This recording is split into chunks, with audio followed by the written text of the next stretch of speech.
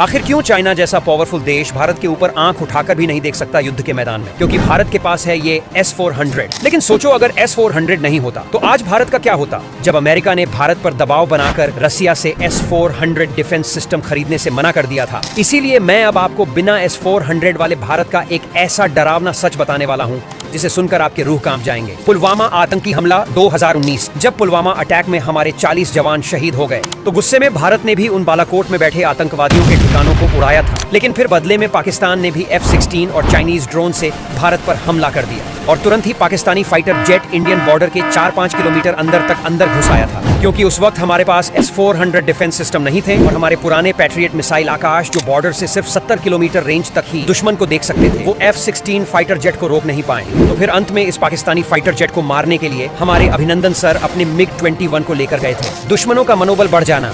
चीन के पास एक ऐसा J-20 स्टील्थ फाइटर जेट है जो हमारे आकाश डिफेंस सिस्टम के रडार में ही नहीं दिखता है, सिर्फ S-300 डिफेंस सिस्टम में दिख रहा था। क्योंकि 2020 के लद्दाख सीमा तनाव में चीनी फाइटर जेट ने भारतीय एयर स्पेस में कई बार घुसपैठ की कोशिश की थी ताकि भारत के लद्दाख में रहने वाले आम जनता में भय और तनाव पैदा हो। इंटरनेशनल लेवल पर भारत की कमजोर छवि और सबसे बड़ी बात तो ये है कि जियोपॉलिटिकल लेवल पर S-400 खरीदकर भारत ने दुनिया को दिखा दिया कि अमेरिका और रूस जैसे दो पावरफुल दुश्मनों को भी एक साथ मैनेज करके रख सकता है। और अब तो S-500 भी खरीदने जा रहा है भारत रसिया से।